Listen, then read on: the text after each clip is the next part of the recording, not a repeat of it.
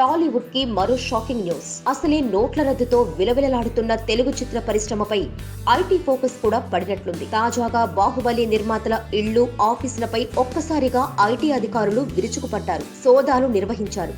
పలు కీలక డాక్యుమెంట్లను స్వాధీనం చేసుకున్నట్లు సమాచారం.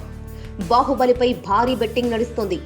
ఈ సినిమాని దాదాపు 400 కోట్లకు మార్కెట్ చేయాలని దర్శక నిర్మాతలు భావిస్తున్నారు. ఇప్పటికే నైజాం ఏరియాని 50 కోట్లకు ఒకరు కొనుగోలు చేశారు. అటు ఓవర్సీస్ మార్కెట్లోనూ రికార్డు ధరకు హక్కులని దక్కించుకున్నారు. బాలీవుడ్ లో ఈ మూవీ శాటిలైట్ రైట్స్ కోసం ఏకంగా 53 కోట్లు చెల్లించడానికి ఓ ఛానల్ ముందుకొచ్చింది. ఇక తమిళ్, మలయాళం, హిందీ, కర్ణాటకతో పాటు రెస్ట్ ఆఫ్ ఇండియా బిజినెస్ కూడా మిగిలే ఉంది. అన్నీ కలుపుకుంటే దాదాపు 360 నుంచి 400 కోట్ల మేర బెట్టింగ్ జరగొచ్చని సమాచారం. తాజాగా నోట్ల రద్దు వ్యవహారంతో పాత బ్లాక్ మనీని కూడా వైట్ చేసుకోవాలని బాహుబలి టీం పక్కా స్కెచ్ వేసినట్లు, అది ఐటీ అధికారులకు లీక్ అయినట్లు సమాచారం. అందుకే ఊహించని విధంగా ఐటీ రైడ్స్ నిర్వహించారట అధికారులు.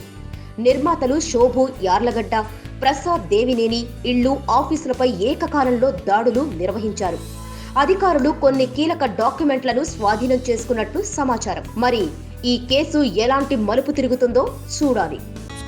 Please subscribe. Hi, it's me Purna. Please subscribe.